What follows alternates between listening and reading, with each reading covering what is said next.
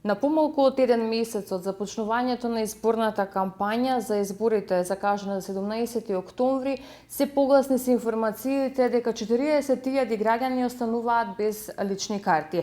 Владата најавува опција за гласање по нови подзаконски акти, односно дека ќе овозможи издавање на лични карти, но отворена е опцијата за гласање со старите лични карти и потврдата со барање за издавање на личната карта. Дали Државната изборна комисија има механизам со кој што би се спречиле евентуални манипулации со ваквите чекори? Значи, Државната изборна комисија сите проблеми и решенија ги бара во рамките на законот, пред се изборниот законот и другите позитивно правни прописи во Република Македонија, така што сметам дека до изборите остануваат 2 месеци, ќе има доволно време да се надминат овие проблеми, затоа што нели според постојниот закон важечки документи за гласање на граѓаните се важечка лична карта и патна исправа. Така што граѓаните имаат или едно или друго и тоа може да се употреби за гласање и сметам дека тие што немаат ќе успеат на време да го решат тоа, за да им се овозможи нели елементарното човеково право на глас. Од денеска до 9 септември трае увидот во избирачкиот список. Како ќе тече тој процес на бришење или дополнување на идните гласачи за овој изборен процес и дали оваа ситуација со личните карти може некако да влијае врз менувањето на избирачкиот список? Денеска почнува јавниот увид во избирачкиот список. Значи, секој граѓанин на Република Македонија може да се провери дали е запишан или не е запишан и дали треба да се направат определени дополнувања, што се например промена на адреса, на важечка исправа за гласање и така натаму. И тоа може да го стори во сите подрачни оделенија на ТИК низ Република, секаде низ Македонија, така што сметам дека тоа ќе трае 20 дена, дека добро ќе се заврши.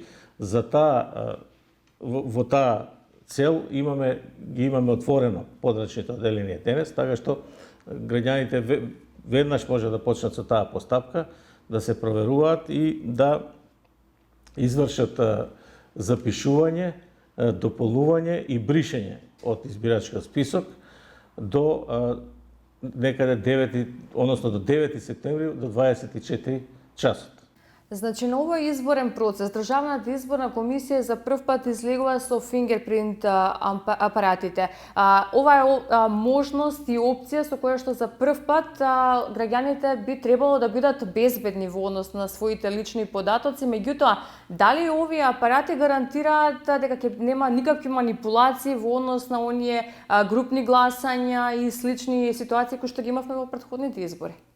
Ваквиот начин на гласање прв пат се спроведува во Република Македонија и поради тоа секогаш прв пат е најтешко да се спроведе, меѓутоа динамиката која што ние сме ја предвиделе тече на следниот начин. На 25 август треба да стигне првиот контингент од 200 апарати кои ќе служат за обука на тие што ќе управуваат со апаратите. Обуката ќе ја прави компанијата која што ќе ги испорача апаратите. И јас се надевам, не можам да кажам ништо однапред, дека ќе биде процесот успешно спроведен и дека ќе имаме конечно избори еден гласач, еден глас, кои ги посакуваме од почетокот на парламентарните избори, односно од 1990 година до денес. Во однос на безбедноста на податоците, како ќе се гарантира дека еден гласач ќе го оствари своето право без притоа повторно кога ќе се проверува да не е искористено неговото гласачко право претходно? Значи, гласачот пристапува до избирачкото место, влегува и прво треба да го даде отпечатокот на прст на показалецот. Ако не го препозна, тогаш на прстот на другата рака, а понатаму на другите прсти, што ќе се констатира во записникот, бидејќи обично го наоѓа на првиот. И потоа, доколку тој гласал, ќе се има во таа техничка, во склоп на таа техничка оправа, има мрза скенер во која става исправата со која гласа и излегуваат сите негови податоци. Потоа, апаратот, доколку гласал, покажува дека се пали црвено светло и звучен сигнал.